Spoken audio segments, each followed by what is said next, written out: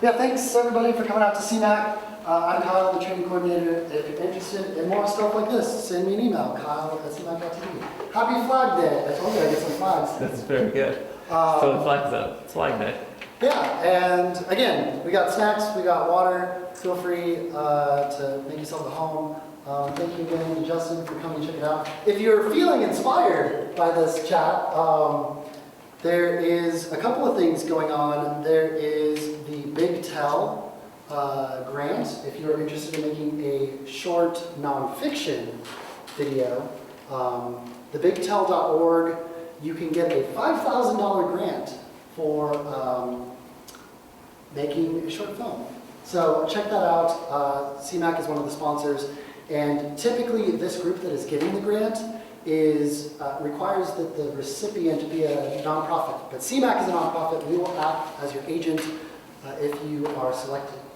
And then there's a couple of other short films happening. Worldwide Road, the microphone company, has a short film competition going on right now. And the Colchester 60-hour film competition is coming up. You need to register for that, and then late August or early September, they send you an email and say, make a script, start now, 60 hours, and turn in your video. And there's prizes to win. So if you're looking for some inspiration to get something made, if you're feeling inspired after listening to Justin chat, check out the Road My Real Film competition and the Colchester 60-hour film competition and the Big Tell. Nice. Again, thank you, Justin. Thanks for coming out, and have some Thanks fun, for coming out, guys. So, I sort of threw this together so that I could talk about some things I know about being a filmmaker, and I just wanted to share my knowledge, and hopefully it's useful to some of you. That's part of it. Part of it also is I have a movie coming out that we'll be having a local premiere here in August. I don't know exactly when yet, working it out. It's probably going to be it seems like it's going to be playing at Edwards. I'm going to be four-walling it, but I'm going to be playing it at Edwards, and that's how it's going to go. So I would love all of you to be there and watch it at that point. So I'm going to dive right in. I'm probably preaching to the choir to some of you.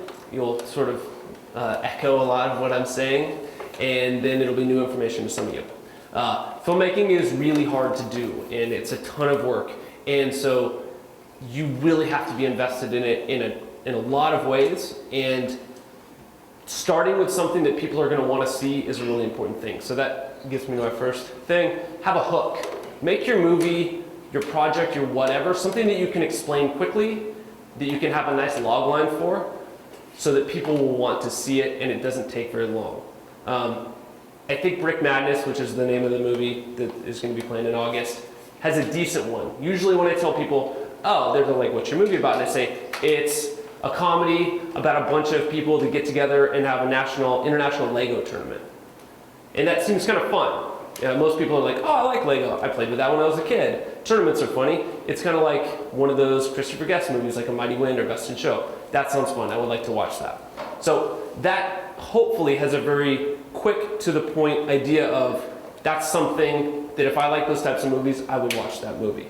If you say the opposite of that is, my movie is about how it's tough to be 25 years old and have relationships. That doesn't mean anything really. That's what most people want to make movies about in one way or another, is being a person and having relationships and struggling through things. That's sort of the basis of a lot of movies, but you need a hook. You want to grab someone. You want to be able to tell them this is the concept behind it and this is why you want to watch it. Quickly, simply, easily, to where they can sort of bite onto it. They need to be able to look at a poster or hear someone say a few words about it and get the idea behind the movie.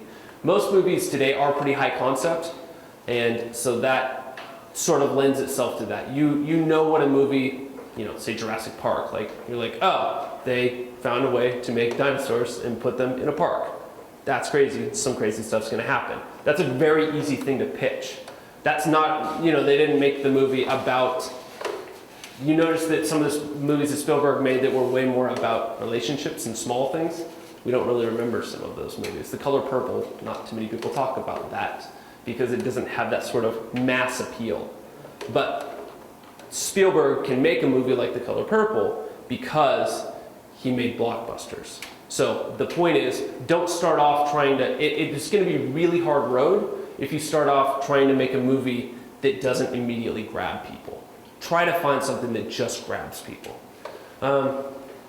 Always rewrite. So basically I put together, if you look at these, you get the papers.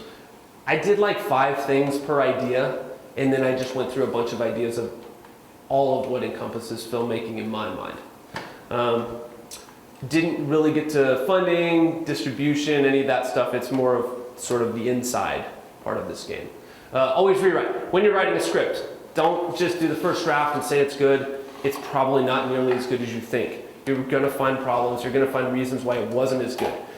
Definitely write as much as you can while you're writing, because when inspiration hits, it's very important to get it down. So that's of utmost importance, to just purge as much as you can, get it down, but then go back, rewrite, look at it again, decide what wasn't all that great of an idea, and make it better. Always be refining it. 10 ideas per page. So that's sort of a concept I have, is if you have 100 pages of a script and each one of them is maybe an idea, then that's 100 ideas, right? That's a lot of ideas. I think you need 10 ideas per page. I think you have to have 10 things, not to convolute something or make it more complicated, but reasons why you wanted something to happen. Whether it's the dialogue or the place they were, or a little quip in there, a little joke, a certain reason why you want to use a certain prop, a certain color that's going to pervade the situation, a motif. Any of those things that work their way into the script, a lot of them are going to get lost. So if you don't start out with a ton of them, you're not really going to have anything, because most of those things don't just happen on set. They need to be in the script, and they need to get you to a point where by the time it gets to the final product, they're still there. So I encourage you for sure to just drench your script in concepts, in ideas, and things that you want to make it to the final thing, to the viewer. And the other thing is, viewers just miss a ton of stuff. It's the thought, you want to reward people for watching something 5 times. You know, you take a show like The Simpsons, which is my favorite show of all time. That rewards people for watching it. Every time they see it, they could see something new. You could watch an episode 25 times, and they're going to get something out of it. You even get something out of it when you're 15 or 25 or 35. You see something in a different way. And that's because they had a lot of writers sitting in a room for a long time, packing it full of ideas. So I think that's very important. In that way, you have to have 1,000 ideas for a script. Not big concepts, but just things that you think are important to build the world around.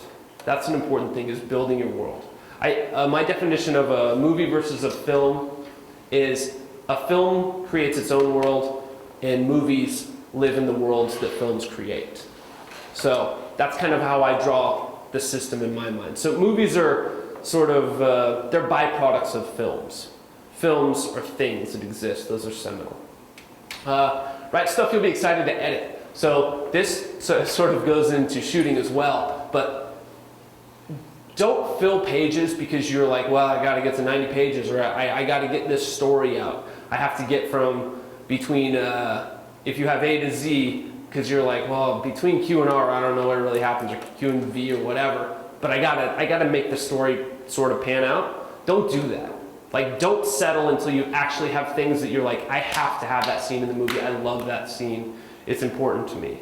So don't just fill stuff in. Make sure that you want all that stuff to be in the final product, even if it's only 5 minutes long. Yeah? Will you allow questions? Oh yeah, absolutely. Well, on this topic, why are so many films, when first edited, long, and people are having to throw out scenes, and they're tearing their hearts out about things that they want in the film, but they have to throw out because the film's too long? How do they get into that state? I think because there's a lot of things there.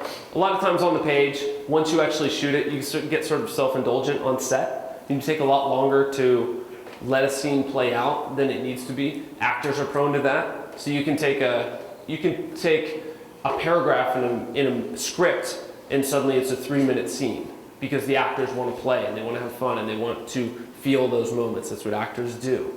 And so you end up getting scenes that run particularly long just because that's how it plays. That's one idea. There's also the idea that you thought you needed something while you were doing it, but when you realize later you don't, it's hard to let go because it was so important to you in the first place. You always have to serve moving the story forward.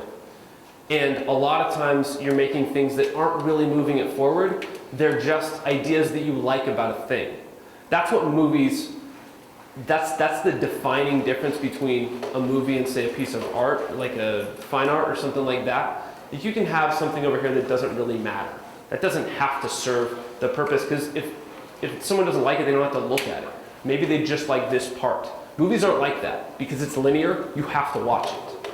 So you can't just, you're not just fast forwarding over it, which means you have to cut out all the stuff that isn't going to keep people interested. Alfred Hitchcock says, movies are like life with all the dull bits cut out.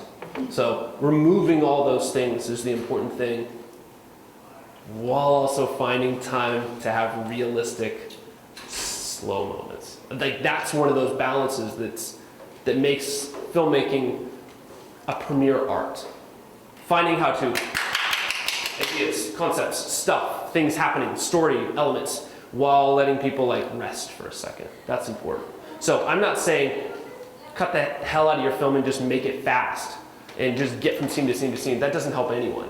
But find when it is crucial to rest, and the rest of the time, find the crucial parts to move you forward in the scene, in the story.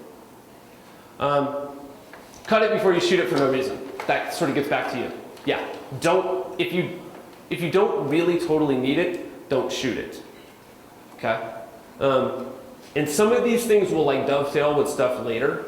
So that one sort of, to me, dovetails with, where is, I think I'm missing, oh, no, this is going to be another page, huh?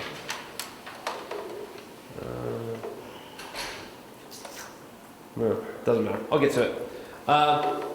Okay, so that's your script. Your script has to, Kurosawa says something to the effect of, your script has to be something that can cross fire, cross water, cross ground. It has to be bulletproof. It has to emerge on the other end whole, or else there's no reason to shoot it. That's paraphrasing, but that's basically a Kurosawa quote. Pre-production. So once you have your script, you think it's the best thing in the world, you're happy with it, you've shown it to people who think it's going to suck, and they're not saying that it's terrible. That's a good, show it to people who have a problem with it. Don't just show your stuff to people who love your stuff. If you really need to feel good about it, that's a good thing to carry on, but you want people to say it's no good, to give you reasons to improve. That's important. But anyway, say it's badass, you got this super great script, you're gonna move on to pre-production. Okay. It's important while you're thinking of how a thing is going to work. Pre-production is just about the plan and how you're actually going to shoot this.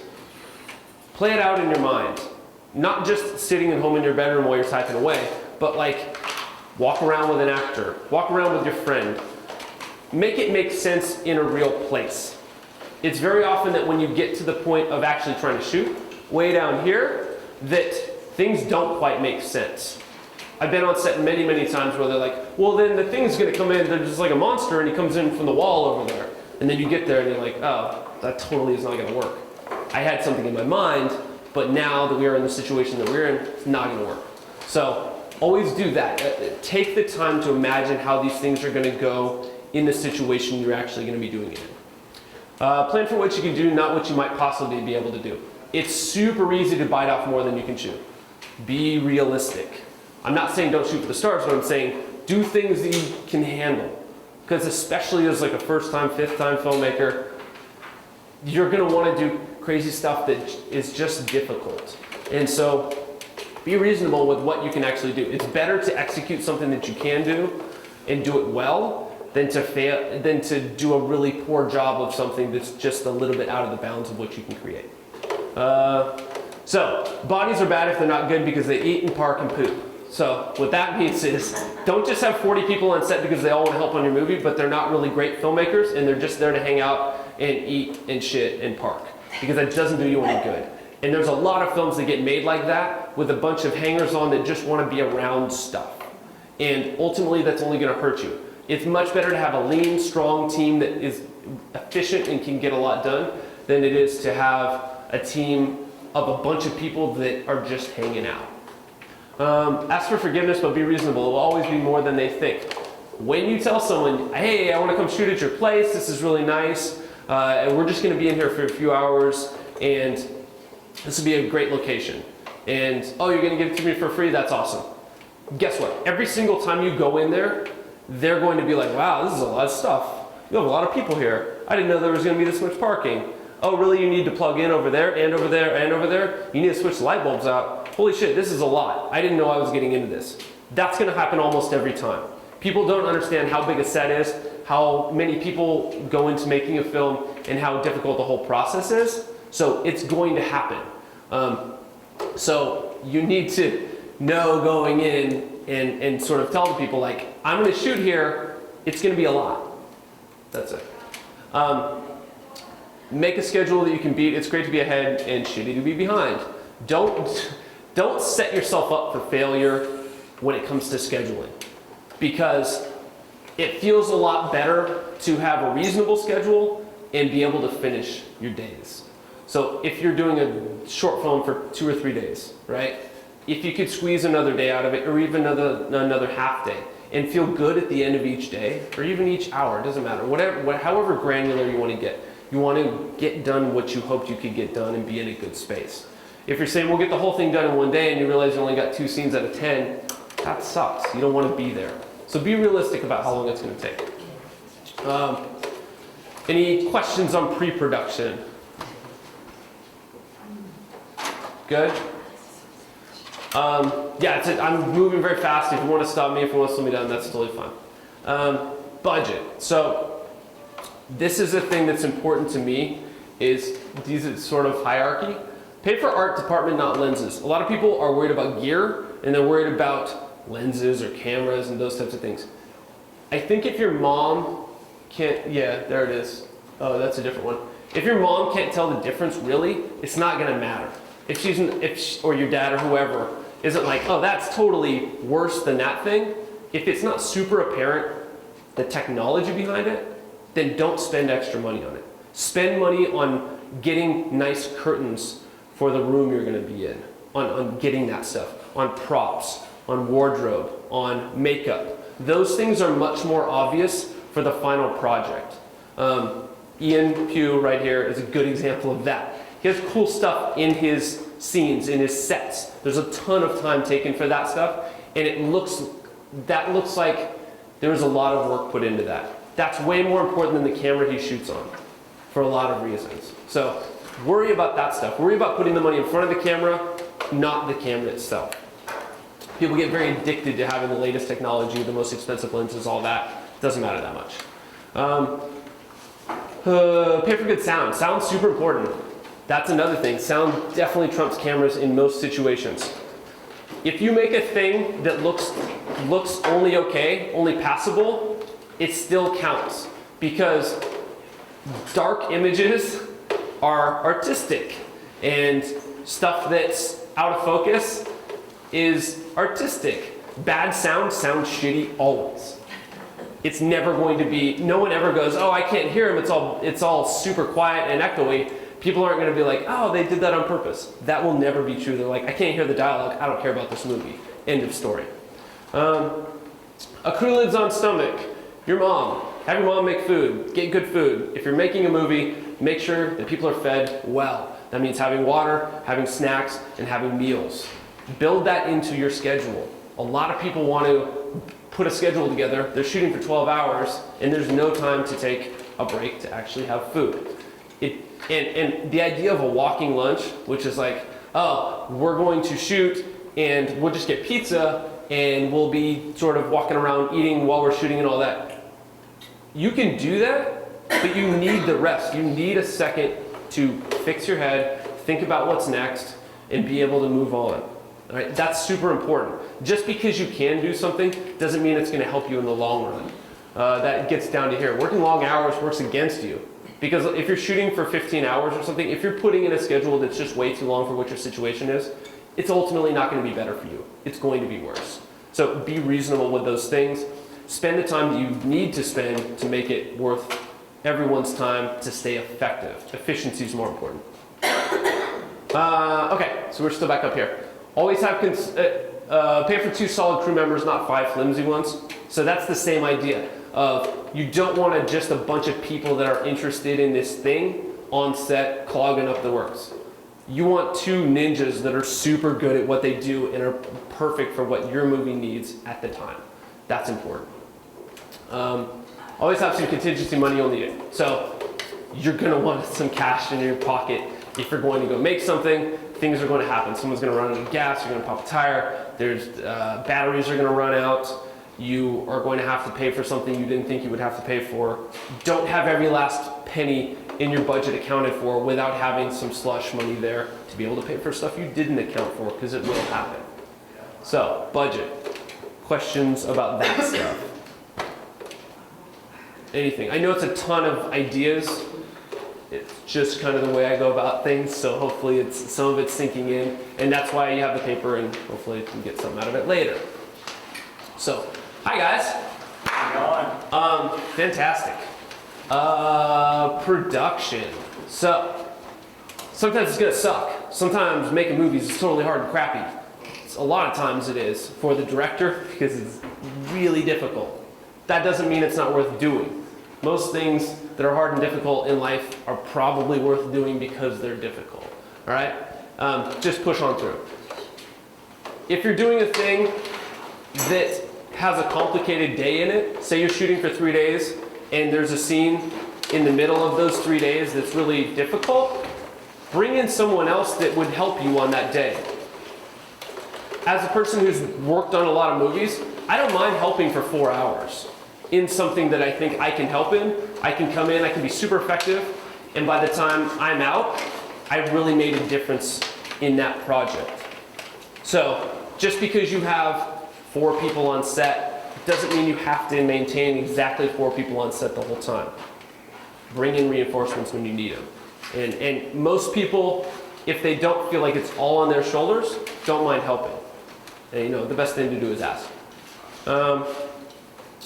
Find ways to catch up whenever possible. That's sort of when there's a ton to do and you feel behind and you've done a lot of work on a day, then you don't want to feel behind. I think it's an important part not to always feel like you are working harder than you are able to. So take the time, figure out how to shoot past some of that stuff and get back to the schedule that works for you. I feel like I'm talking about stuff that some of the people in this room probably are not going to be on sort of this level of production, so I apologize for that. I will definitely get to some stuff that is more sort of smaller and simple in terms of that. So if I'm talking over you right now, I apologize. Yes? I would say even just for the little productions kind of that I've done, just this little bit of information is like, I'm like, wow. Awesome. Thank you. Yes, it's look at your stuff realistically, like sort of worst case scenario, because it often takes longer than what you think it's going to. It's often more work than what you think it's going to be, and being behind and feeling bad about your day is not where you want to be. That's the point of it. One foot in front of the other, just press on. When you have a ton of scenes to shoot in a day and a ton of things, just keep moving. Just do what you can. Try not to get overwhelmed, because that's super easy to do. And this is what I was talking about before. Working long hours works against you in the end. It's rarely worth it. If you're trying to shoot for 16 hours, the last 4 hours of the day are garbage. You're not getting much done. They've proven that time and time again. It's just, you're slower. You might as well just call it, move on to the next day. If you can, you're going to come back fresher, and you're going to be able to get more done in the first hour of the next day than you did in the previous 4 hours of the previous day. It's just not worth it in most cases. Plus, it's dangerous. So, production. Some questions about those. Those are mainly time things and feeling things about, like, morale sorts of issues. But any questions on that sort of stuff? Yeah? One question, Yeah. Because not last weekend, but the week beforehand, I was actually helping out on a film set. Uh-huh. We shot that in Fort Hills. Okay. And what happened was, when we were finished, like the film day was from 8 a.m. to 8 p.m. However, what happened was, like, I thought at first that, everyone Sure. Because like, we would spend like, additional time. Sure. After that. So like, for example, when you take into account when your duration of your shoot, do you like, is that when it's done?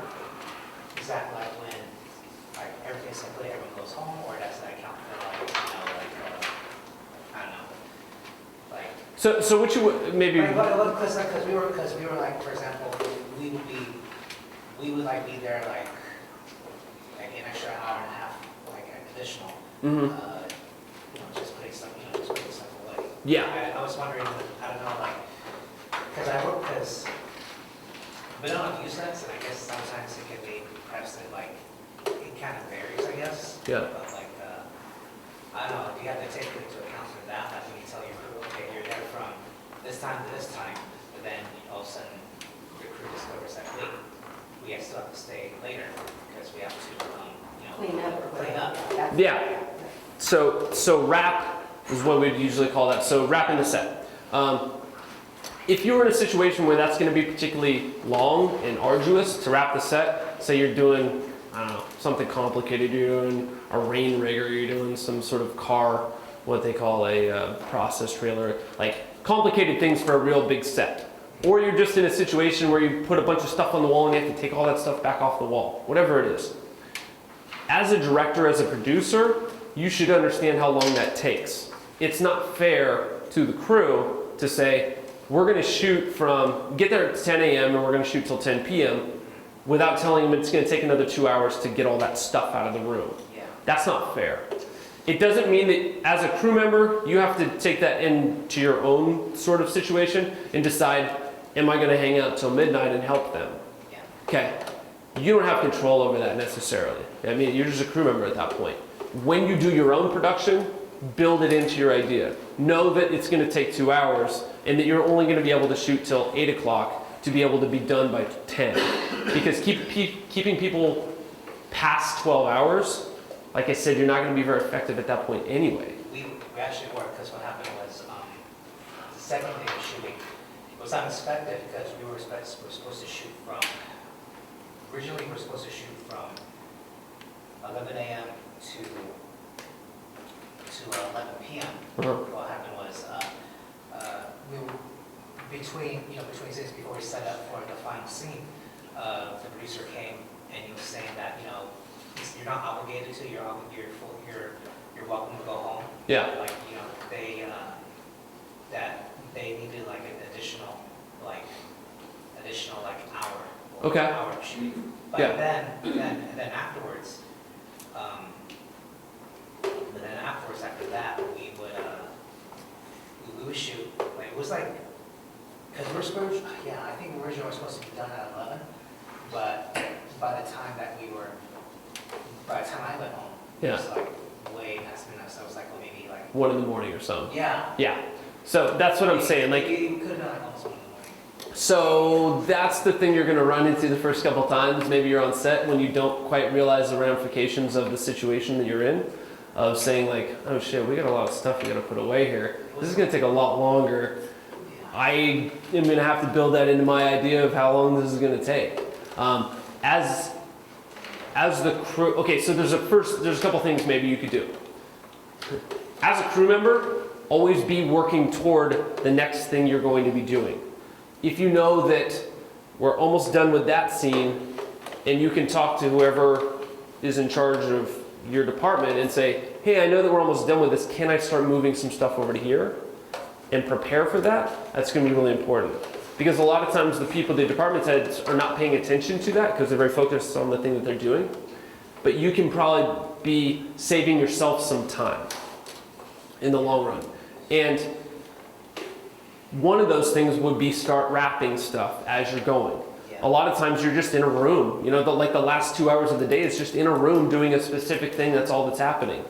As a director, I'm not necessarily paying attention. I'm almost never paying attention to what's happening out there. I just care about what's in this room. So if the crew is able to save themselves some time and start taking care of stuff quietly, getting it done, you're putting yourself in a good situation. And I like you because I get to go home earlier anyway. So that's something to think about. And we kind of did a little bit. Okay. It's like, we started, yeah, actually, we started 11? Yeah, we started 11. Yeah, it kind of fluctuated a little bit, because like, when I got the call sheet, it originally said noon, Mm-hmm. but then afterwards, it got bumped up until 11, I guess, when we're finished. Gotcha. It was supposed to be like, yeah, like, at 11, but then, because we shot it like we shot at a ranch. Okay. Actually, and like, we could only be there for so long, and up until like 12, like up until, everyone has to be gone by 2. Yeah. So we had to, like, at least. Your heart out's at 2. We had to at least start like preparing by like 12:30. Yeah. So they didn't plan for your hours, in other words, that you worked on it, they didn't, that wasn't in the plan. Yeah. So it was just shot out there. That's horrible. It got extended, Yeah, but like, it got extended, but, for example, I mean, stuff happens. How many days were on shoot? I told the writer, the original writer of this script, I originally said I worked for 2 days. For 2 days, For okay. 2 days on set. And it kept happening, staying later and later?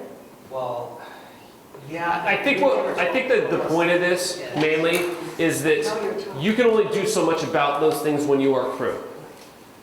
This is mainly about if it's your production Correct. Yeah. and being legitimate with how much time you think it's going to take. Learn from your mistakes.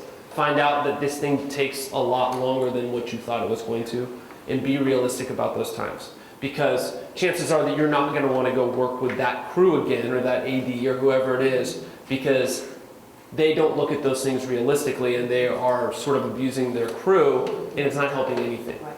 So that's the end point, is look at it with conservative eyes and say, I don't think we can get this done in a day. I don't think it's worth pushing because everyone's just going to be frustrated with us. Yeah, that moves us on to block, light, rehearse, shoot. Okay, yes, sorry. I just have a question, I don't know where we go in. That's fine. But if I'm going to do a historical piece, it's like maybe less than 45 minutes, Uh-huh. about a historical part of the valley, what can I do to increase the attractiveness of the production?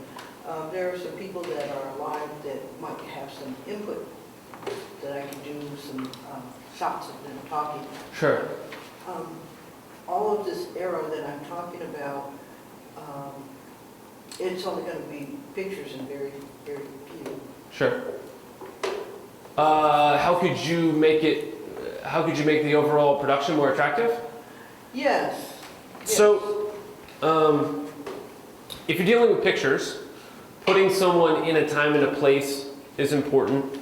Setting the stage for a story is very important. So maybe bring some actors in? Bring some actors, but I think what I'm going at is if you have a voiceover that Oh, okay. sort of brings us to a place before it even gets to the rest of the story, that's important. You know, there's a reason why we start our stories with Once Upon a Time. Okay. It's because in the land of, once upon a time, in the land of Alibaba, there was a thief, and he had his little friend monkey, and he was stealing from, like we know what that story is. We start feeling that, we hear the music that's sort of Arabic, Middle Eastern, like we know what that is. So what I would say is, starting with a voiceover that sets you in a place is important. Starting with music and or Foley, so like the ambient sound, the Foley is not specifically what I'm referring to, but Foley is sounds that you make for a movie after the fact, such as walking and things like that. But if you have some ambient sound and some of those things and a place that gives you an idea of where you are, even if it's just under still photos, then that's going to make you feel something different. I wouldn't, if I was trying to talk to you about the 60s or something, I wouldn't want to have some current music on there because it wouldn't feel like that place. And what about the narratives, going back to the source of people that are alive? Sure. What would if they were comfortable in their home, what would be an interesting wall? A wall with lots of pictures or few pictures, a backyard with trees? So one thing you can do, Or a break and nothing. What I look for is depth. Yeah. So I don't want to shoot up against a wall. I want to shoot over there with walls and stuff in the background. So my girlfriend Courtney here, that's a good place for her to sit, not where he is sitting, right? If I were going to shoot a thing, because he's too close to stuff. I can't feel anything behind him. If she's there and we see all this and we have a little room to breathe, that's probably more interesting. If he has a wall with pictures on it of the thing you are talking about, then yeah, shoot him up against that, but don't have him right up against it. Have him out here, put the camera over there, maybe zoom in a little bit. Have them there, but have them not distracting. So you always want to be worried about what moves this story forward. If that stuff helps that story, cool. Don't put him in front of an amusement park that looks entertaining and neat and pretty and bright colors and all that if you're talking about the Armenian genocide. Like, clearly. Like, that's a thing that's interesting. We like amusement parks, but it is the exact opposite of the story we're trying to tell. Always use things that push the story forward. That's the most important thing you can do. If that is just him in a room with one light over his head and we're talking about interrogations, do that. Don't worry about putting him somewhere else. Be creative with that idea. Scorsese says before he starts a movie, he has one word. Because he has 1,000 ideas, he has 1,000 questions that get posed to him by every department every day, right? Wardrobe says, do you want white or blue? The people who are putting up the drapes, they say, okay, we have these vertical stripes and then this other thing. If he knows the movie is about greed, say for Wolf of Wall Street, say the word that encapsulates the entire movie is greed. If he knows that, that's one way he can help make those decisions much more clearly. Okay. Bring it back to one thing. But that's your job. You got to find out what your story is about and keep that and have everything built around that. Sorry, Ken, did you have a I thing? was just going to add that sometimes directors and producers will try to put production around a story that's weak. Yes. And so if your story is strong, it won't really matter where they are. You will be so compelled in listening to that story. Yeah. That's where your golden effort will be well put, is helping determine that story and keep us enthralled. Yeah. There's just so many stories out there that are just like, okay, that if you're going to waste your time, find something that's good. Like if you're going to spend your time, find something that you're like, oh, that story's badass. I have to, everyone wants to hear that. I have to tell that story. Question. I have been on that side. Normally I interact with public, so I can see if they're interested in what I have to say or what I have to show. So I adjust every single time I see the audience getting sleepy or distracted. Sure. I adapt myself. How in film I can catch that? What do you do to say, you know what, I want to keep entertaining everybody, Yeah. but you don't have the audience to tell you. It's a hard thing. So you can get very snowblind in editing. So you can work on a project for a long time. You can be putting it through editing. You can feel like it's great. You can show it to someone, it's crap. Totally happens. They think it's terrible. You didn't feel like it was terrible. You didn't know. But if your thing was decent and can be saved, then a lot of times it's cut it out a little bit, make it shorter, and fix 2 or 3 things, and it'll be significantly better. So being in the room while people are watching a thing is super hard for me, like cringeworthy. I'm normally a very confident person. I'm pretty sure about my ideas and all that. I have to sit in the corner with my eyes closed and pretend like I'm 4 years old. It's very difficult for me. But you have to push through that because people will feel a certain way in the room, and you will feel immediately how they feel. And if something is not good, you'll know that it's not good. And you'll have to go back and editing. That's why the editing process is really important, because you will definitely pick up on cues like that later. Filmmaking is just rough because you can't figure that out at the point. And you do not want to be on set being like, well, I don't know if this scene's good, what should we do? That's like the worst thing you can do. And not that other people don't have good ideas, but that's just you're gonna get mired in just bullshit. It's not gonna work. Also, how you keep your idea, Yeah. because there's so many people coming over and tell you, oh, let's go do this, let's go do that, change this. And even in production and editing, Yeah, here's one thing. can change our whole idea. Totally. Stick to your guns. Make sure it's good. You know, when you were up at script part, once this can cross fire and water and all those things and it's awesome, like it works for you, just stick to it. Like that's important. Because anytime when someone comes to you and says, oh, you know what would be cool if you did this?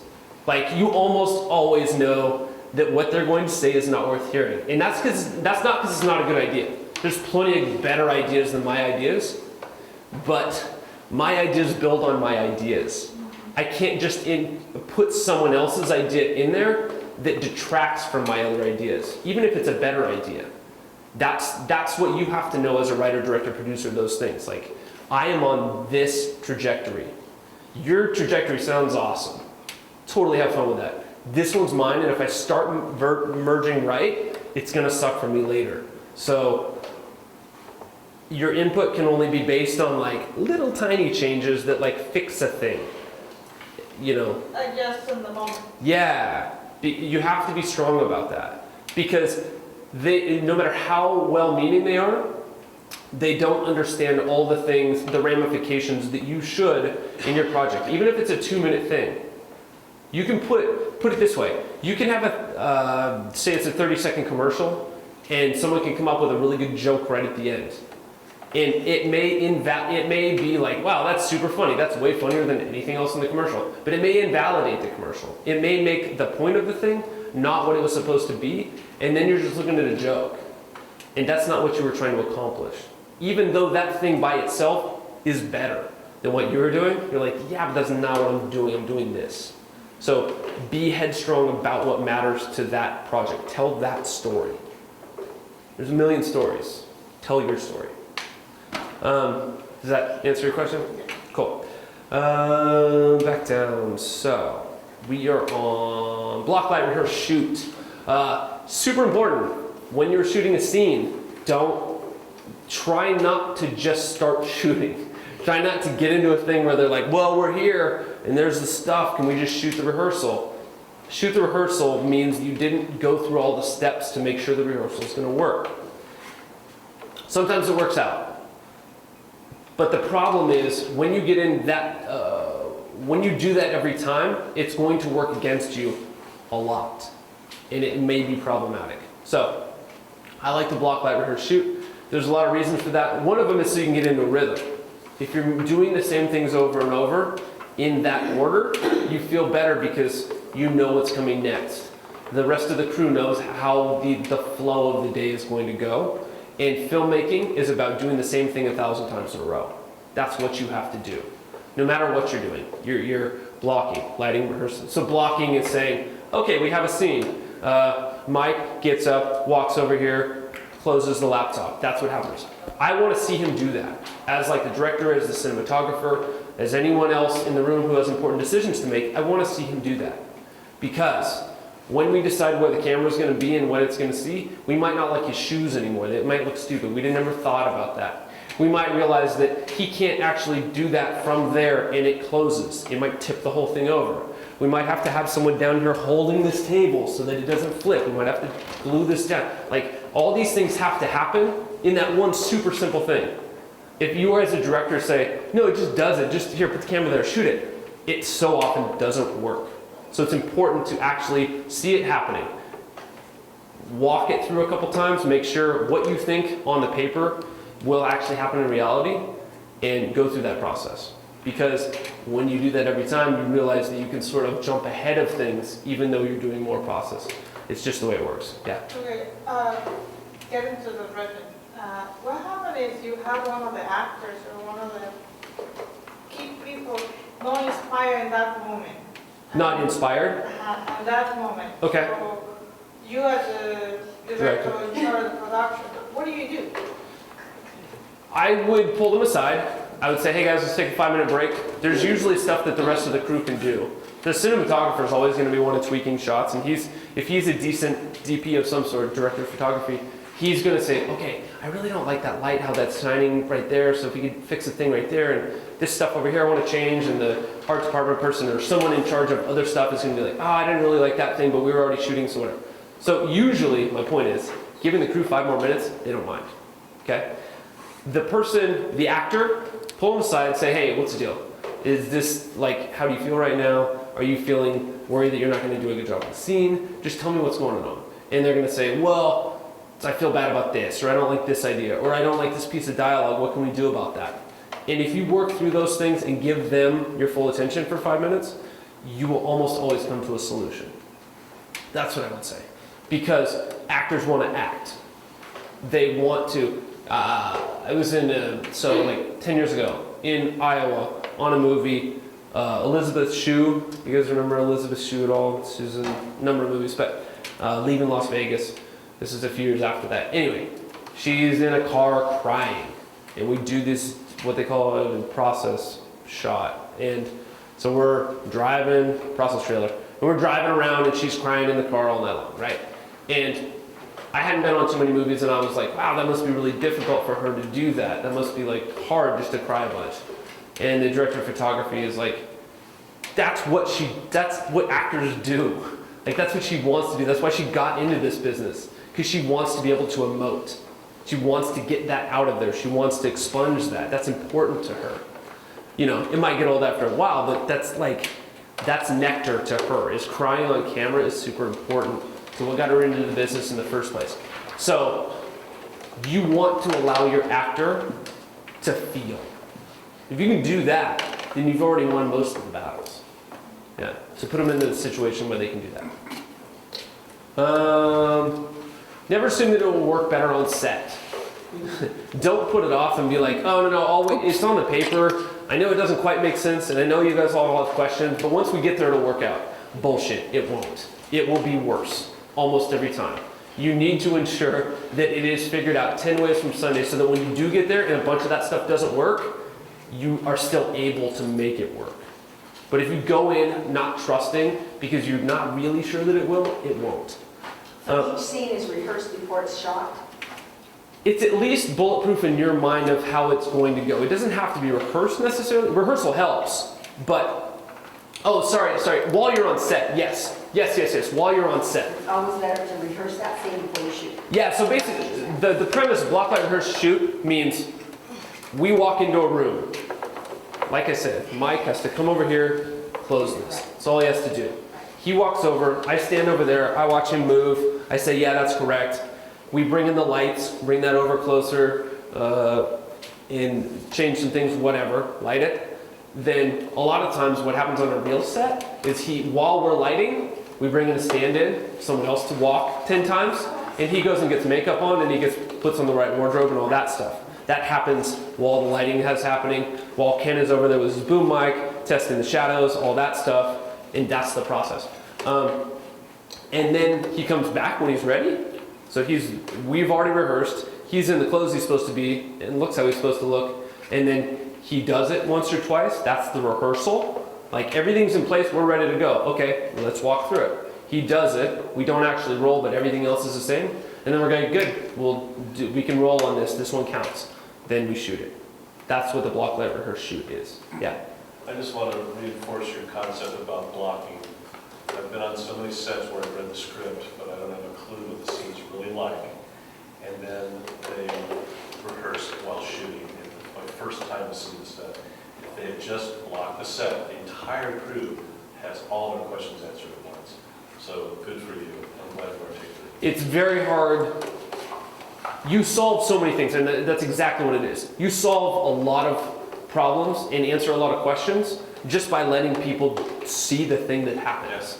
It's crazy how people want to avoid that, and then you look stupid because suddenly you're like I've seen that before. You're literally standing right in the shot at some point because you didn't know you weren't supposed to be there. Didn't know the camera was going to move. No, and it's not your fault, but you feel bad. The director, someone else is like, well, his sound's standing in the way. You're like, well, I didn't see the shot.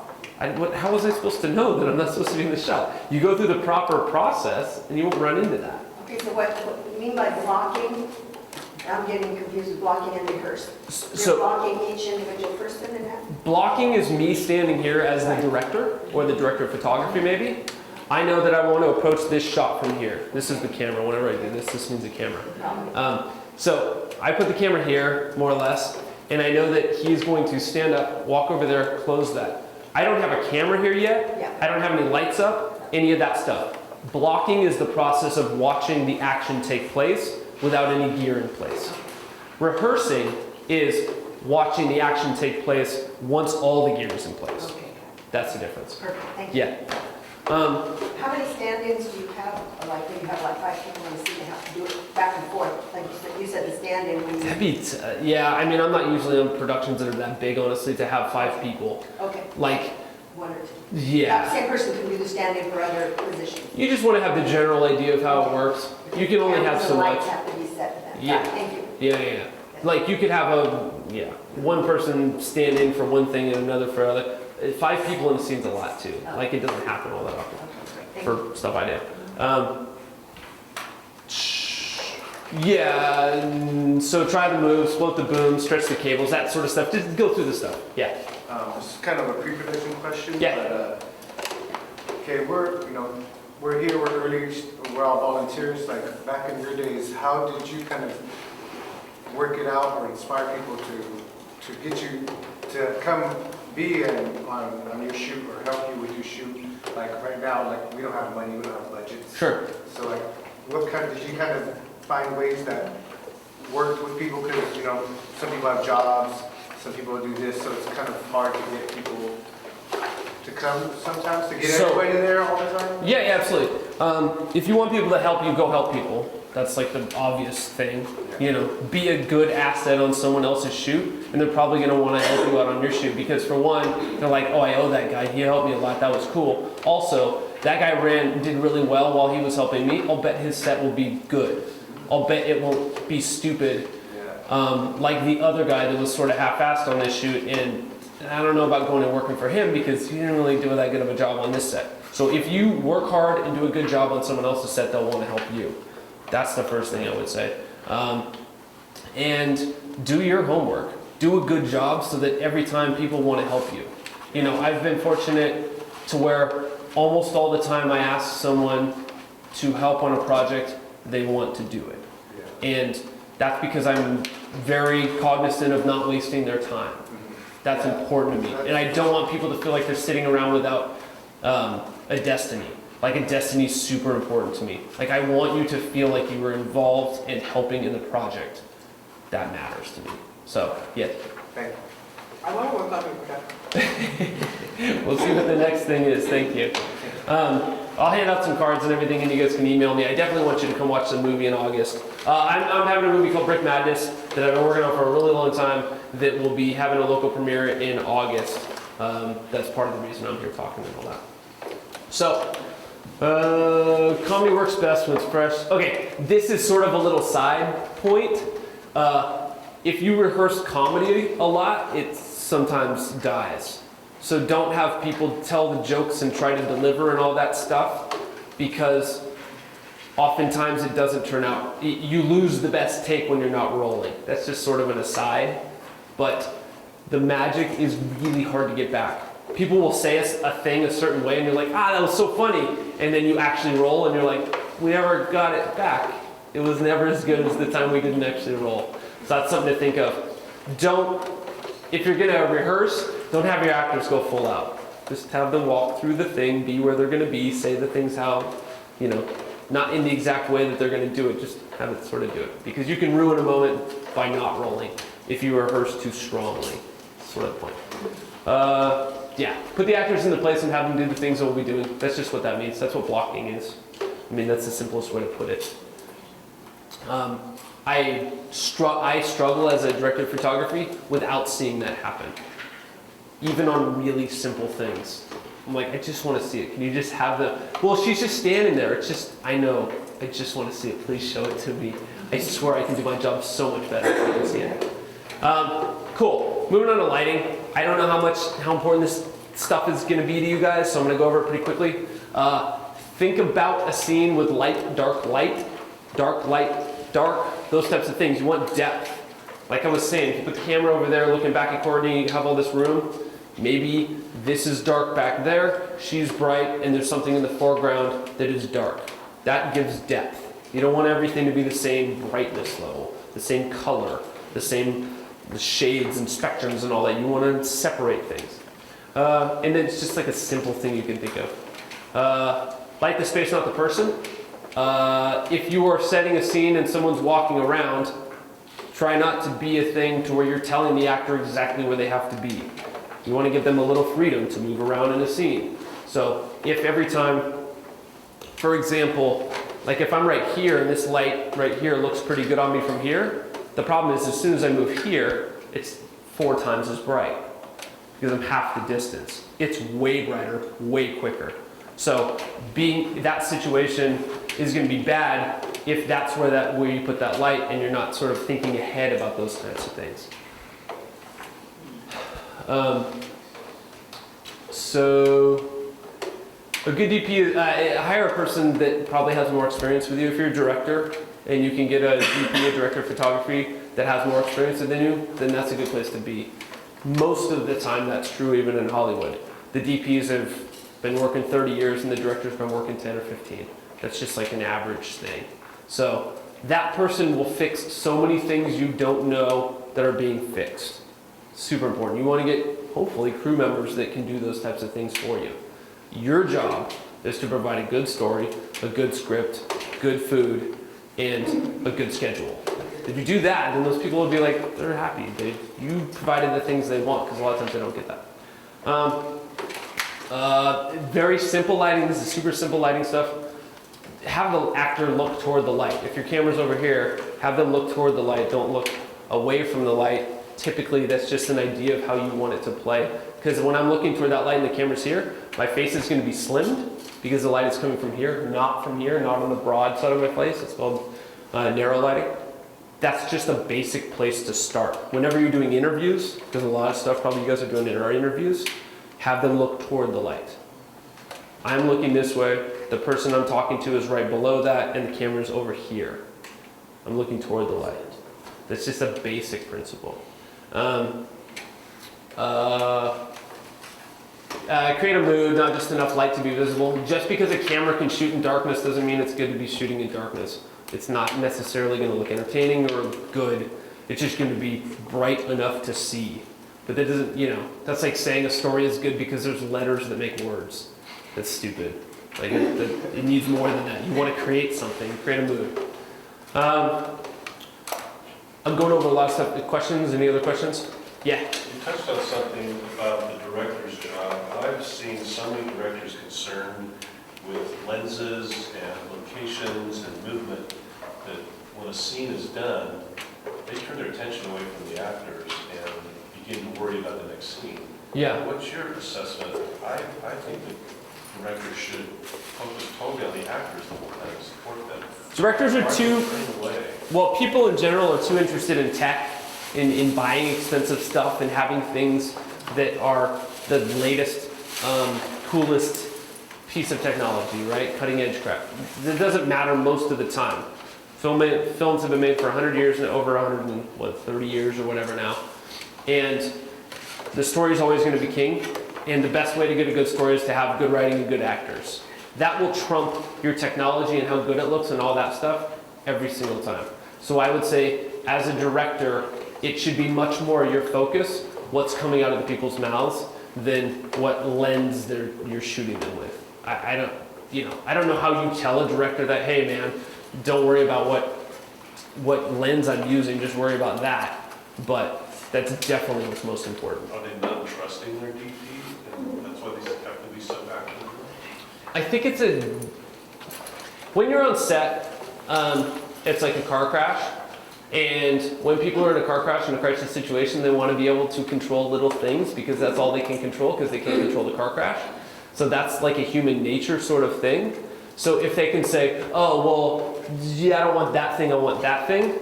It's like a thing that they can control. Whereas if an actor is just not getting it, that's a really hard thing to fix. So that's one of those things is they're going to look for like the path of least resistance to make it feel like they're accomplishing something as a director. And so they're going to be mucking with other people's stuff. That's why they would micromanage, because their job's really damn hard at the moment and they don't want it. They don't know what to do about it. That's like a human, a basic human emotion sort of thing of how to tackle a situation that's difficult. So yeah, this is still cinematography, basically. Yeah. Where did that come from? What does that mean, though, direct the eye? Oh, composition. That's what I was talking about. Yeah.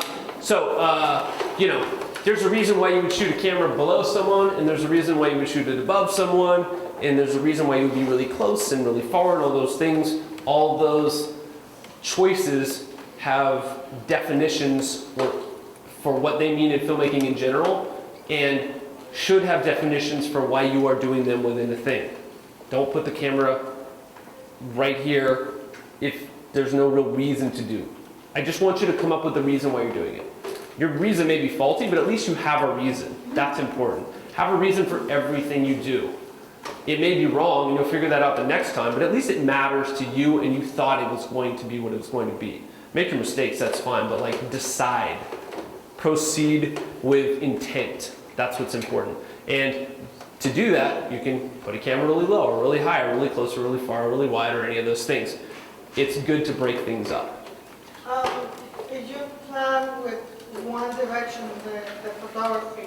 Are you, in the middle of the scene, you decide, you know what, let's go do the same scene, but different position of the camera and change it? Or it's always in the same place?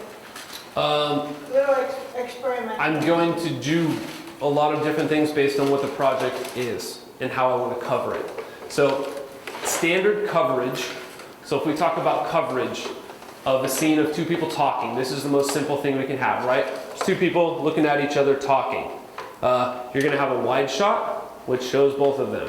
You're going to have what they would call basically an over-the-shoulder, OTS, of cameras right behind me, looking at this other person. We're going to do that.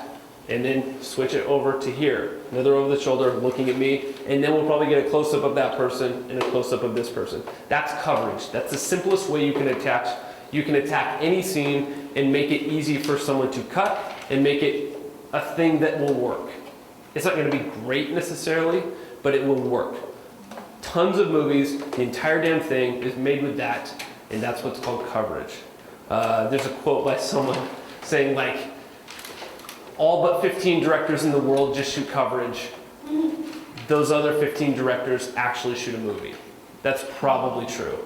Most people are just doing coverage. And I'm totally guilty of it at times too, because that's an efficient way to tell a story.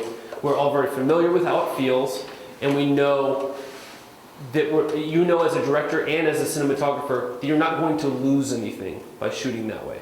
You won't gain something better, but you'll have it what you need at least. So that's to answer your question, that's the basic way to go about it. Anything else is up to you. You know, there's a million other ways to shoot the thing.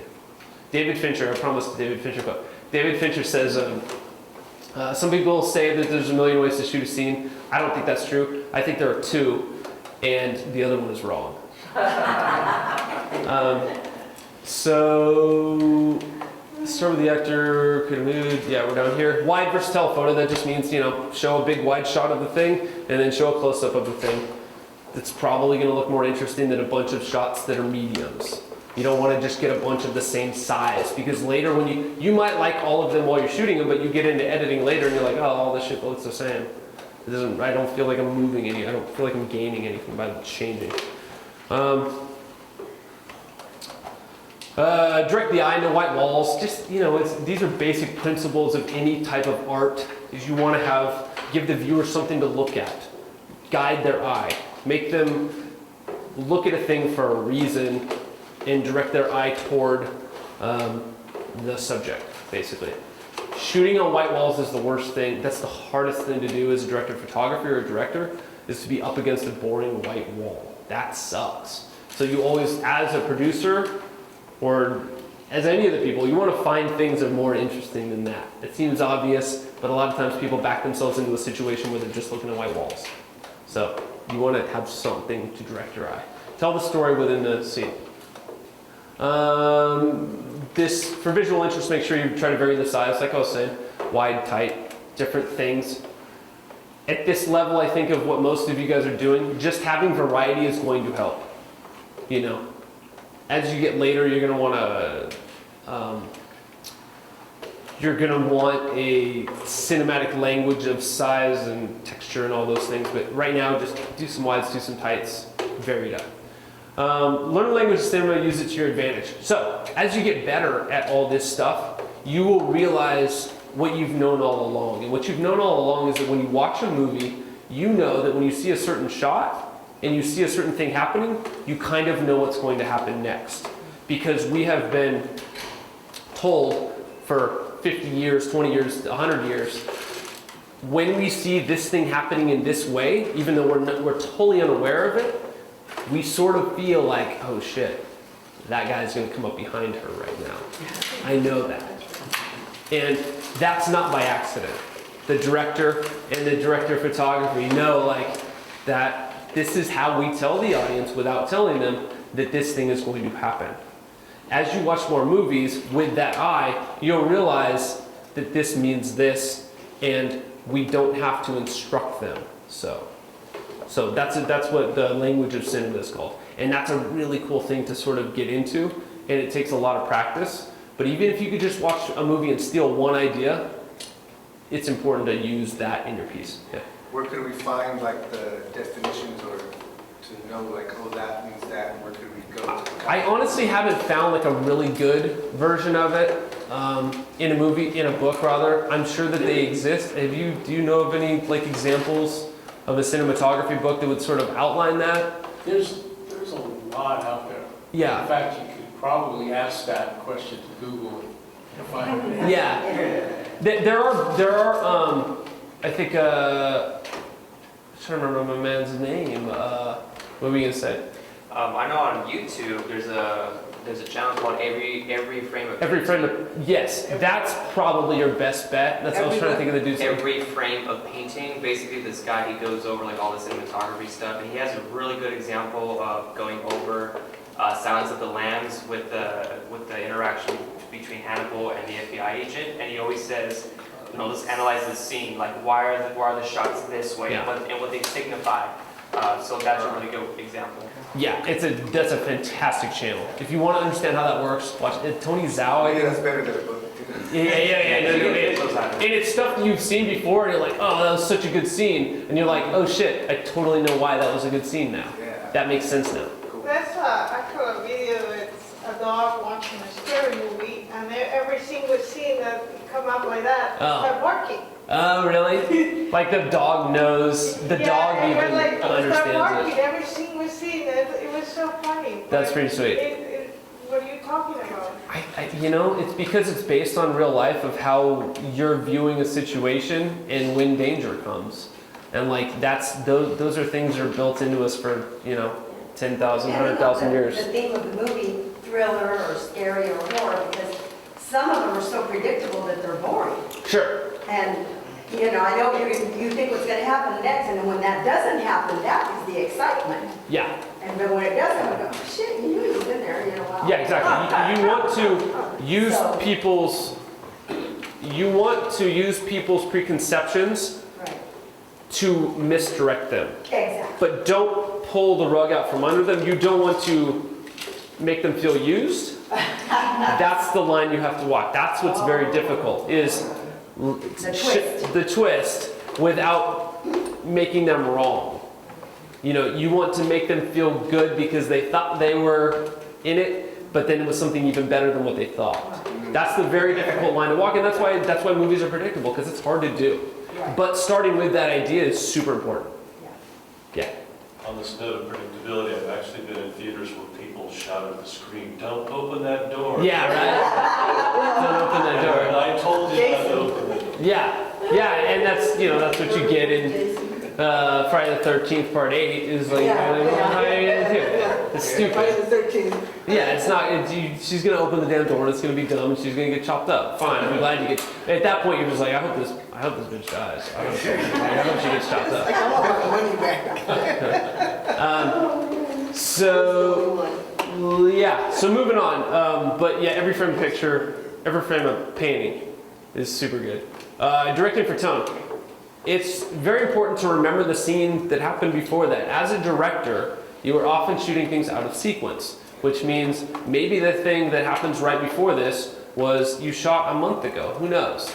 Maybe it has nothing to do with this in your mind because it's going to be a month from now. But it's very important to know when you get in the editing room, they're going to have to go together. To the viewer, that's 1 second apart. So as a director, that's one of your most important things, is controlling the flow of how the scenes go together and determining how the end and the beginning of two scenes intermingle. That's very important. And you're shooting out a sequence to cut down your costs because you have this here and you need 3 scenes here and then you shoot something else because... Yeah, totally. Yeah, so if you're gonna have 3, say you're in a movie about a baseball, player, you're gonna shoot a bunch of stuff at the field for various days, and then you're gonna shoot a bunch of stuff in the clubhouse, and then a bunch of stuff in the, him at home with his girlfriend talking about how hard baseball is. Those are gonna be, but while you're doing the stuff with him at home talking about how hard baseball is, he's gonna feel really crappy at first, and then not so crappy, and then really good. And you're gonna wanna have that flow make sense. In your script, you can use, I've done this before, totally done this before, because there's a movie that we shot in Thailand where the character progresses several times from feeling terrible to feeling good to feeling terrible to feeling good. It was important to me, I wasn't even the director, but it was important for me to understand, and so I gave a 1 to 10 of basically sad face to happy face, so that I would know when we're in those scenes, like as I'm reading the script, oh, this really sucks for him right now. He's not going to be feeling good in this scene. I want to be cognizant of that, and I want to shoot it in a way that exacerbates his situation of feeling crappy. Like, there's subtle things I can do through the language of cinema to make it feel worse for him. And then other things that I can do to make it feel better for him. And that's important for me as a DP to do that, and even more important as a director to know where he's supposed to be, because the actor's not necessarily going to know. Like, he should know, but he or she may go off the rails and do something that wasn't really what they were supposed to do because they were so into it. Yeah? You mean learning the language of cinema, like, so if he's happy, you're going to change the lighting, or what do you mean by that? And when he's sad, you're going to dim the lighting, you're going to look gloomy, or... Subtly, but yeah. I mean, blue, there's a reason why we say feeling blue, or feeling bright, feeling sunshiny. Like, those are very obvious things, like you're saying. Yeah, it seems sort of simplistic, but within the scope of how much I want to sort of affect the viewer's intelligibility of the situation, I will make things a little warmer feeling if he's happy, and I will make things a little sadder and cooler feeling if it's a sad scene. Yeah, because you can do that subtly, and later when you get and see the movie, you feel that way without really knowing what that is. That's what the language of cinema is feeling a way without realizing you're feeling that way or why you're feeling that way. You just do. And that's what's super important in any story, is letting people feel the way that they naturally want to feel given the input that you give them without telling them to feel that way. I'll get to that.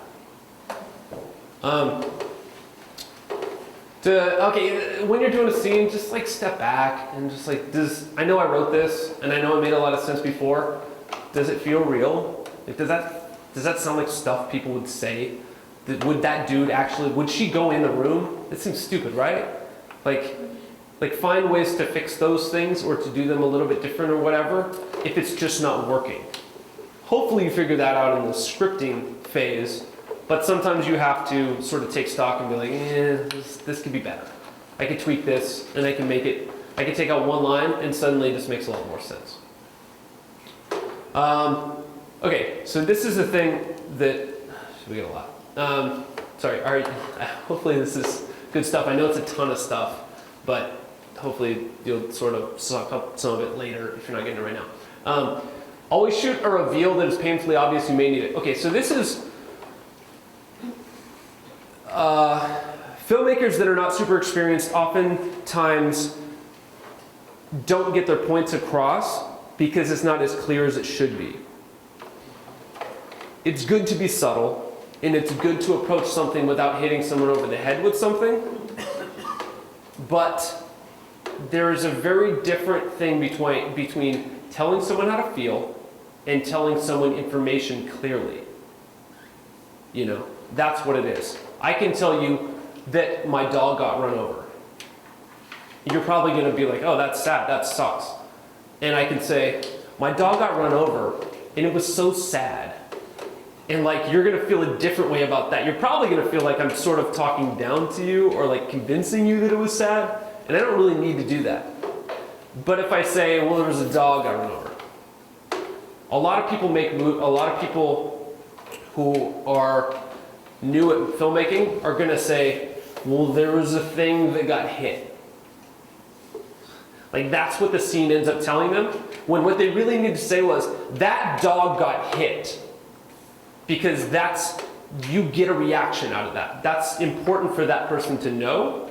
And so my point with this is, if you have a chance to shoot something 2 different ways, and one of them is super clear and to the point of what happened, and one of them is sort of vague, shoot both.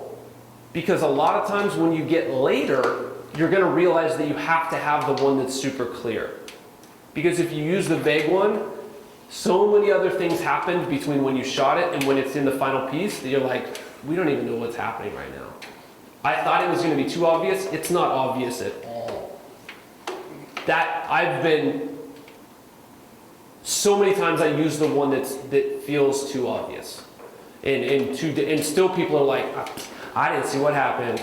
And I'm like, it was so apparent. Like, that couldn't have been more clear. And I'm like, yeah, I don't know. And I'm like, God, I'm glad I didn't use the one that was hard to tell what happened. Because you wouldn't even know what you were watching. So that's important. Like, give information explicitly. Don't give feelings explicitly. Don't tell people how to feel. Tell them the information so that they can decide how to feel. Like, if you take anything away from what I'm saying, it's that. Don't manipulate your viewer into feeling a certain way. Manipulate them into understanding a situation effectively. That's it. Okay. Questions? Quickly? Cool. Directing for pacing. If you can combine ideas, if you can make a scene accomplish multiple things at the same time, that on the page maybe was a lot of stuff, and maybe you can combine it into only a couple things, good idea. Try to do it. So don't let mechanics dictate a scene. So that means when you get in the editing room, you're not going to want a situation where we're watching Mike walk up here and close the thing and open the thing, close the thing, and that's suddenly 5 minutes of our movie is that. It may be important to your movie that thing happens for some reason, but we don't want to watch that. Find ways to be effective about that, to where you're not just watching stuff happen that's not particularly entertaining, even though the information of it is important. You know, use shorthand with your audience. It's the same. It's exactly like saying, you know, if I have an acronym on there, say I have the CMAC. I'm going to write Community Media Access Center, CMAC, and I'm not going to say CMAC. I'm not going to say Community Media Access, or what is it? Collaborative. Yeah, that. I'm not going to say that 100 times in a row, right? You don't want to hear it. You know what it is. As soon as you get it, use CMAC, CMAC, CMAC, CMAC. That's how you want to do a movie, so that people are given the information in the most effective way that they need to, so that you can move on to the next thing that matters to them. Because ultimately, him going over here doing this doesn't matter. It only matters how we feel about the things that relate to that thing. Get to the part where we feel, not to the part where we see mechanics happen. Don't shoot a oneer without a bailout. Okay, so this is an important thing. If you have a scene that's like 3 minutes long, that's one shot, what we would call a oneer, which are super fun in movies, and like if you're really good at that, there's some awesome things you can do that. I don't know, did anyone see Birdman? You guys watch that movie Birdman? So it's basically a oneer, supposed to be. There's a bunch of cuts and all that, but you know, it's that idea. And that's not the first time that's been done. There's a bunch of movies that are like that, but find ways to make your shot work, even if you have to cut to something else. No one's going to give you a prize at the end of the day for having a 10-minute shot that sort of 5 minutes of it probably didn't need to be on the screen by the time you realized the movie was over. You know, find a way to cut it short if you have to. It's just an idea. And that goes to any scene.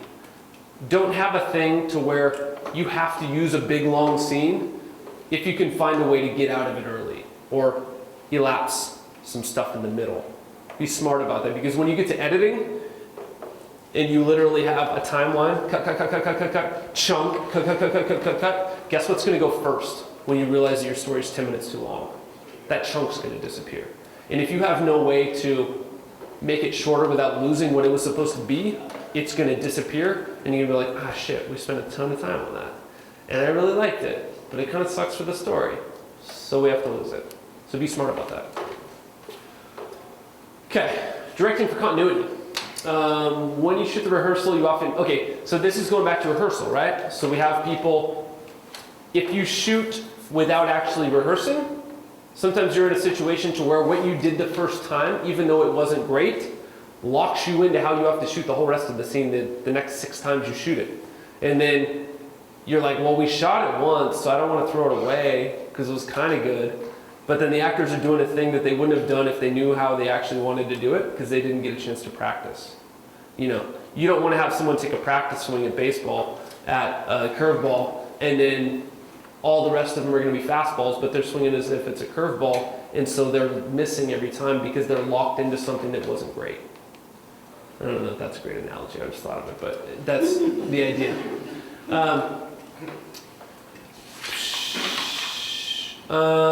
You know, continuity, that stuff's important. Just pay attention to it. Hands. When he comes up here and closes this, make sure it's his right hand every time. Just don't do it different times every time. Actors that are not professional are going to do that. They're not going to be good about their own continuity. Try to pay attention to it. You guys all have sat at home and been like, why did he pick that thing up with that hand when he did that hand on the last thing? Why did the shirt suddenly switch? And stuff like that, right? It happens on every level. Try to be good about it. Understand the ramifications of blood and guts while writing the script. If you're going to put a thing in a movie that has water in it, or eating in it, or blood, or something flowing, be aware it's going to be hard to shoot. Write around it if you can. Don't be on set and be like, oh God, this took all day. Why? It was a simple scene. Yeah, but the dude was bleeding. And so we had to like show it, and then it didn't work, and then it looked like crap, and then we had to go back, and we had to get a different type of blood, and then we realized that was, we could only get 2 takes out of that, and then those 2 takes were terrible, so we had to reshoot it. Like, be aware of what is going to hurt you and not really help the movie. That type of thing. Acting. Okay, so this dude named Eisenstein had a pretty simple, people who went through film school probably all saw this, but had a pretty simple experiment. Basically all it was there was showing a scene, or showing something happening, and then showing a reaction, and then something happening, right? And then they would show the exact same reaction,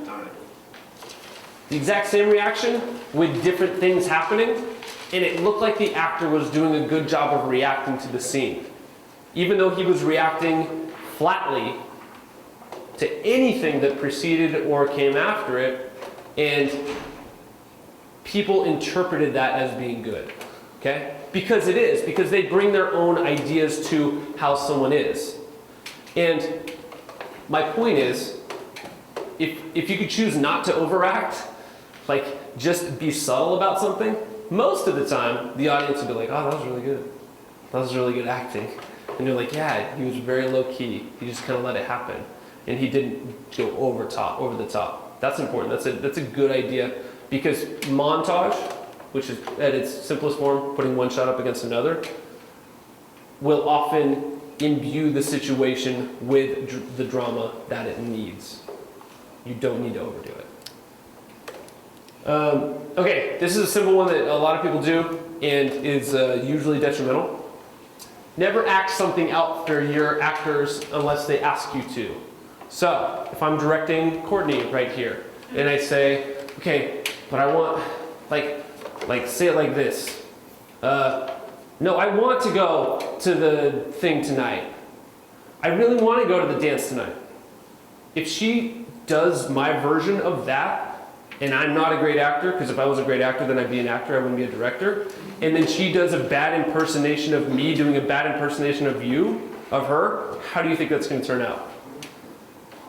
That's Terrible, right? That sucks. That's a stupid game of telephone that's never going to result in the thing you want it to result in. It's also demeaning. It's also me saying, listen, I'm a better actor than you, and I'm going to tell you how to do it, which is bad. I should just say, it's important to you, your character, that you go to the dance tonight. And however you want to portray that, let's hear that. And then she does it, and I'm like, okay, that could be better. It's important to you because you really want to see the person that's there. Or it's important to you because you've had a lot of feelings leading up to this moment and you're not really sure how it's going to turn out. Or it's important to you because you just don't know, and this hasn't happened to you in a long time, that you've been out in that sort of situation and you're worried, but it's important to you. Like if I explain that way, it's a better 100 times out of 100 than me trying to tell her how to do that.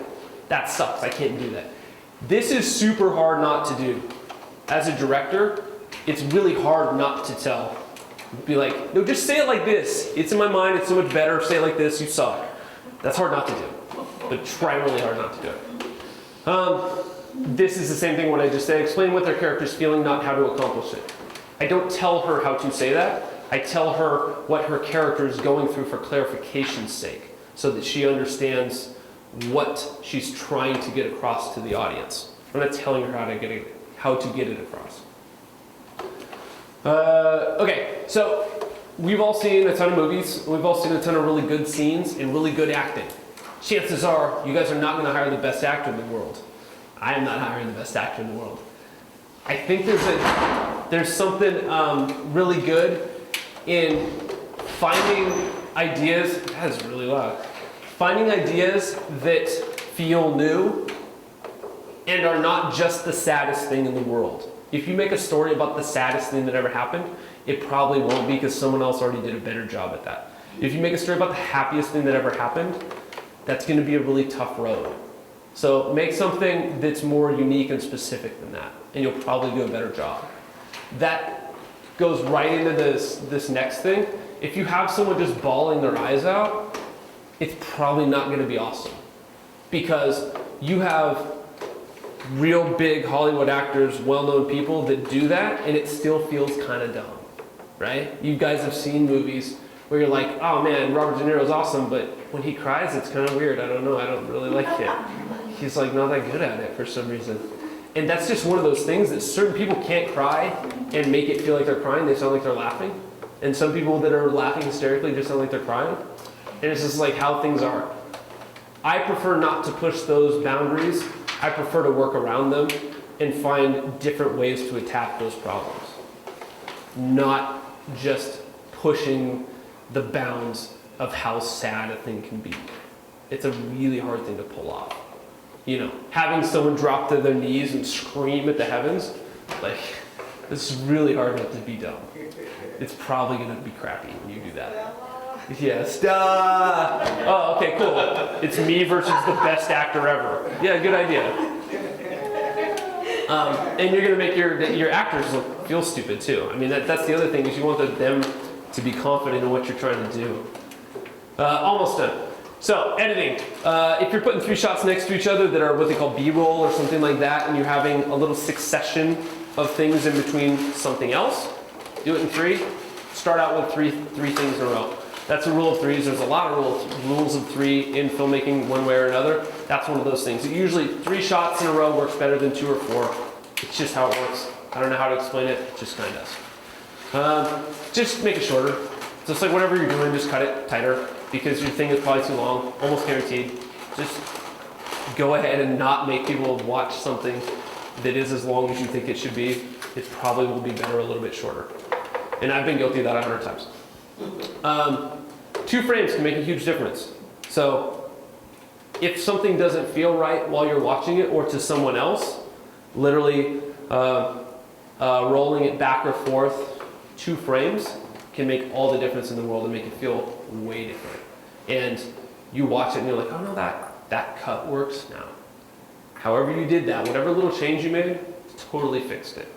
That's the thing. So in editing, playing with that and feeling better about it, which is a very visceral reaction. It's not like I can't tell you exactly why they did or didn't work. It just works better. Start with the last take and work backwards. Usually when you're doing something, the last thing you did is when you stopped because it was good. The first thing is not necessarily the best because you were still working things out. A lot of times you can start with the last one and then go back from there, especially if you're short on time. Take the last one or the last two because that's why you stopped, because it was good. Wide, tight, medium, high, low, repeat. So when you're doing music videos, montages, like if you're going out and shooting a documentary, like get a lot of different sizes. Be very wide, showing the whole room, and then show someone in the center, and then go over there, and then be low, and then be high, and stuff like that. For shooting a movie that might not be like cohesive, but for most stuff, it's probably going to be more interesting. No one wants to see a bunch of similar shots, 20 in a row. It's just not, it's probably not going to cut, it's going to feel jumpy, it's also not going to be very entertaining, most likely. General rules. So, if you are a director or producer, or someone that is prominent on set, be a leader. Let them know that you are moving forward and it's going to be great. Even if you think it's going to be terrible and you're super scared and you feel like an asshole for even doing any of this. Like, push forward, have confidence. It's a very important side. Pull them aside. If you have to talk to an actor or a crew member, don't call them out on the set. Don't be like, come on, do it better. Like that's a terrible thing to say. Do it better is never ever going to result in them doing it better. I promise you that. I will take money on that every single time. Because they're going to feel like, oh, I don't know what I did wrong, but now I feel chastised, and now I'm not sure what to change, but I just feel shitty. Pull them aside, be like, hey, what are you feeling about this? What do you think is working? What do you think is not working? Oh, okay. How about we try tweaking this a little bit in this direction, and maybe that'll work? What do you think? We'll give it another shot? Cool. You do it, they do it. That works a lot better than saying out loud how bad it was. It's important to be confident. If you're leading the team, if you're a director, if you're a filmmaker, it's important to be confident and let people know that what they are doing is worthwhile. Always do your homework. So, part of being confident is that you know that you actually did what you were supposed to do to get to the situation to be able to tell other people what to do.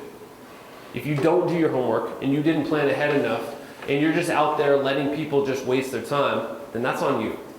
And I urge you to run, if you're writing a story, even if it's a 2-minute story, 1-minute story, run it through your head.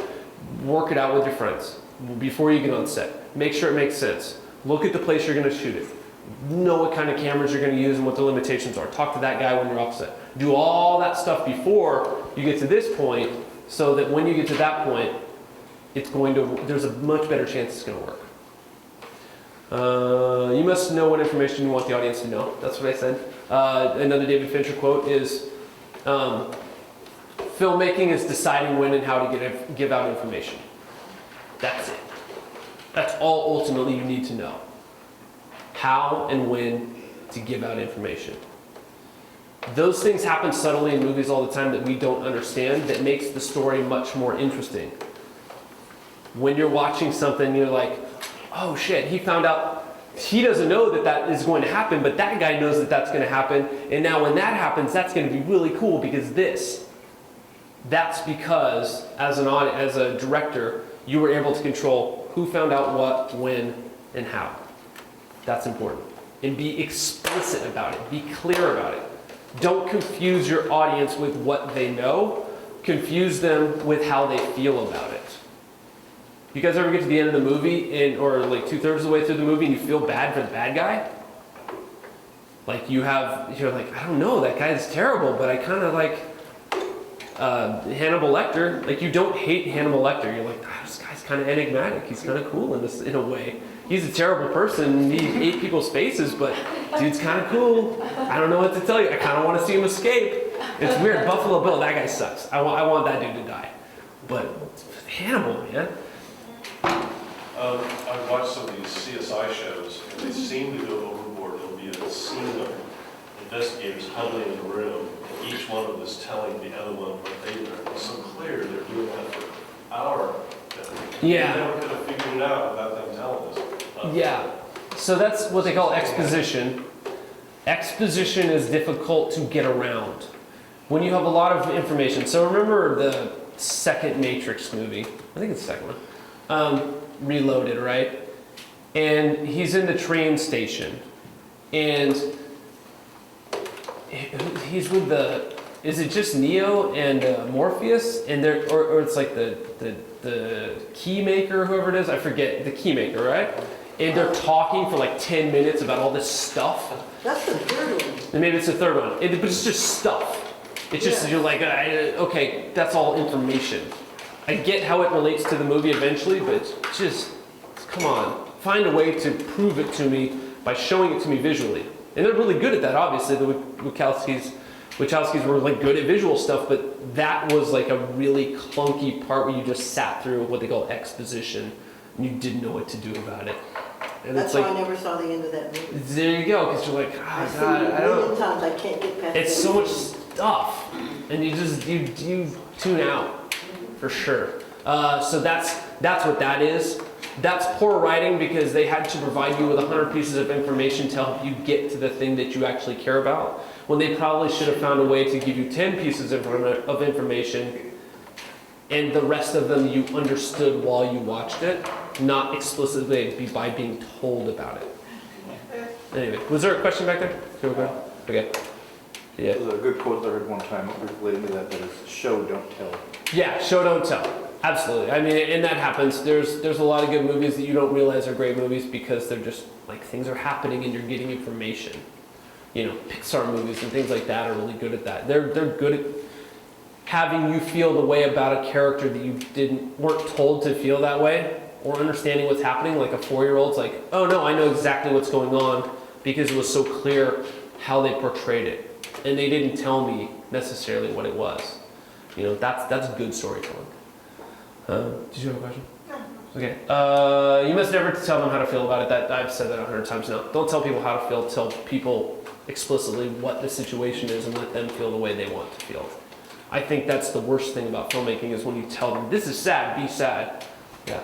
In terms of mood for the audience, I've heard that audio can make or break a movie. It's probably the most important thing of any movie. Totally. More than the visuals. How would you go about the soundtrack, whether it's original music that's being composed or selecting music that's already been made? Like, how does that process work? Like, do you figure that out during pre-production, or are you worried about that at the end? Or if you're going to have a composer, do you have to have the visuals done first, or do you have to bring them on set early on to kind of discuss different ideas? It's a complicated subject.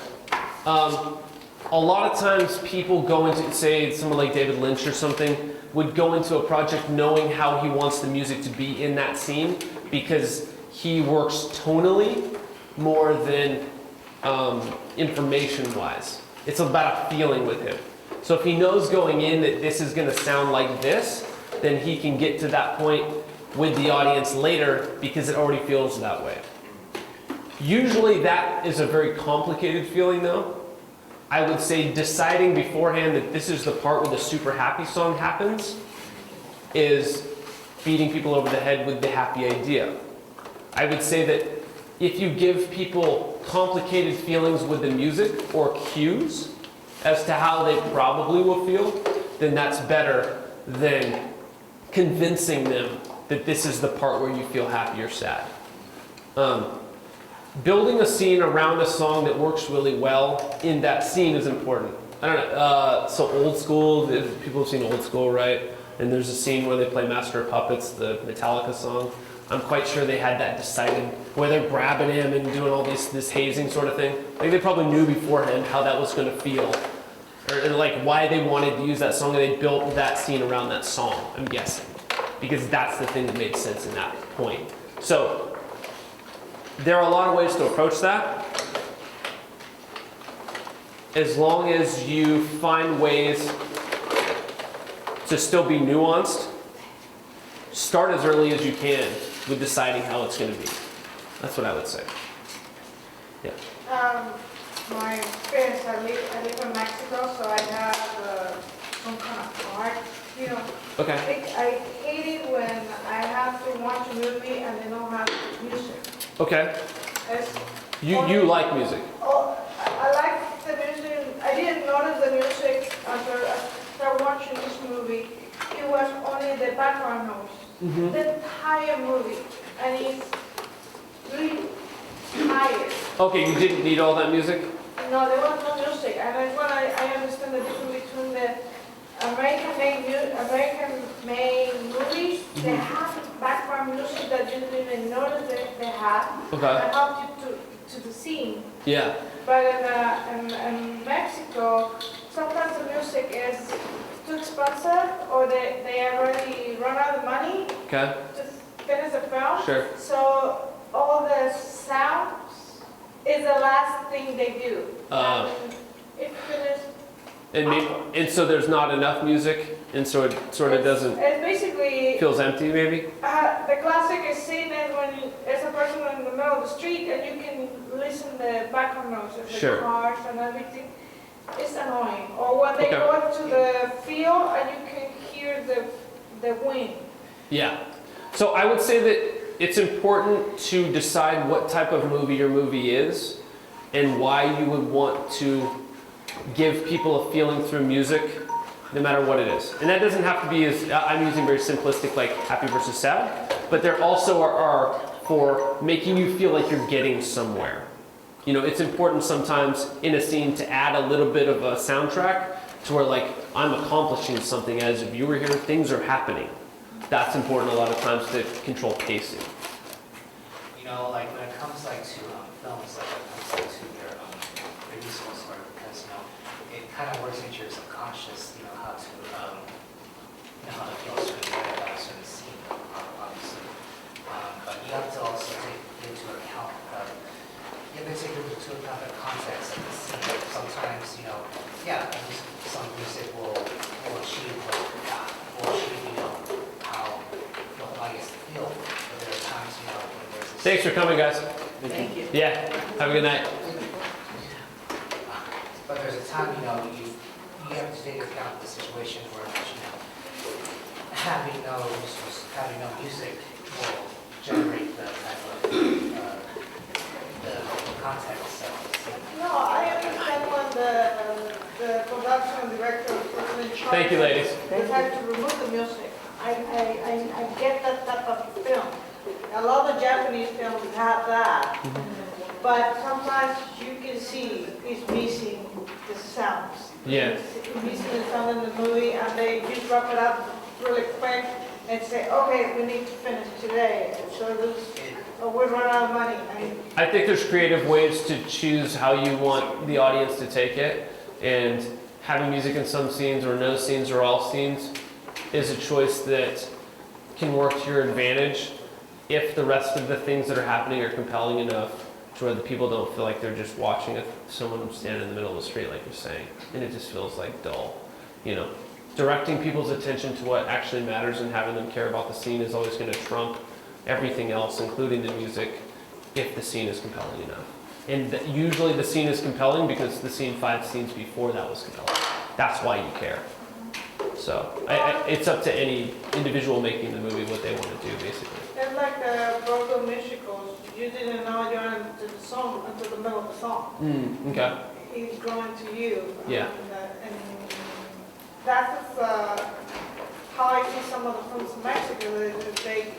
It looked like they didn't finish. Yeah, I got you. It's unfinished product. Totally. And they're trying to sell it. Yeah, it's funny. More questions? Anyone else have some questions? Is there a way to get in touch with you? Yeah, I have some cards here.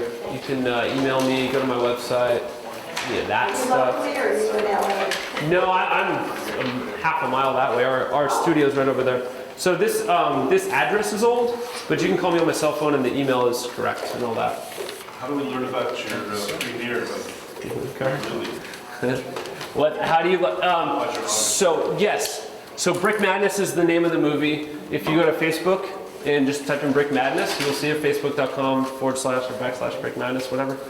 And I would love to see everyone there. That is in August at some point. I don't know exactly when. I believe I'm going to be playing it at Edwards Theater, and there will be rooms. So. Who is your distributor? Come out. Don't have a distributor yet.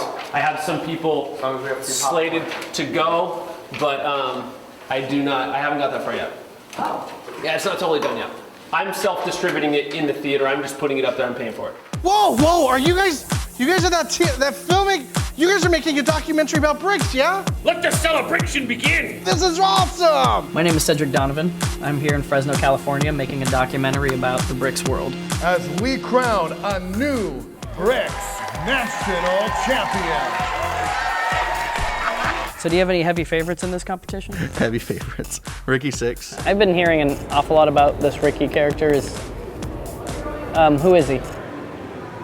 Who's Ricky?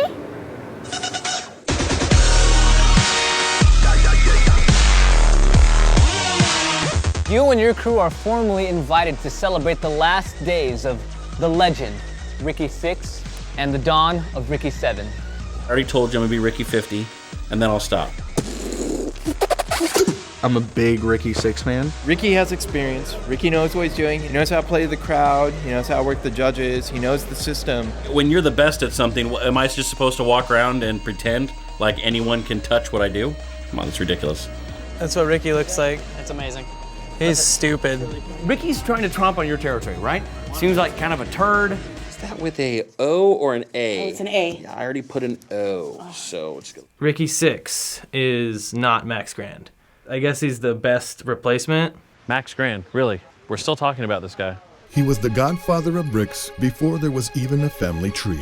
He's a legend. Max freaking Grand, oh my gosh, like Lord of Bricks. Win from 98, win from 99. The dude had to cheat last time just to level the playing field. Gluing, they accused him of gluing. When my hero gets accused of something like that, that killed me. Okay, I'm not talking about the incident. You guys don't know what you're talking about, do you? Do you? Yeah, this is your first time.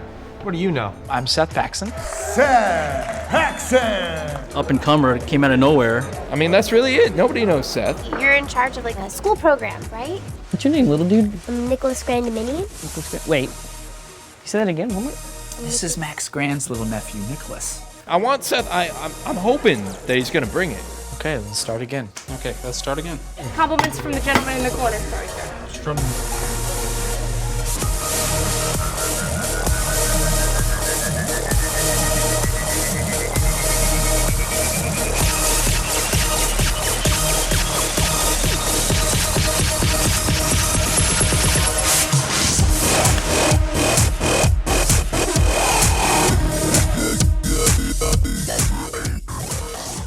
I gotta win.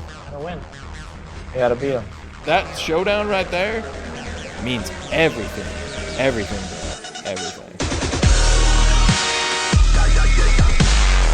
When I grow up, I'm gonna be in the bricks tournament. I'm gonna be just like you. That's inconceivable.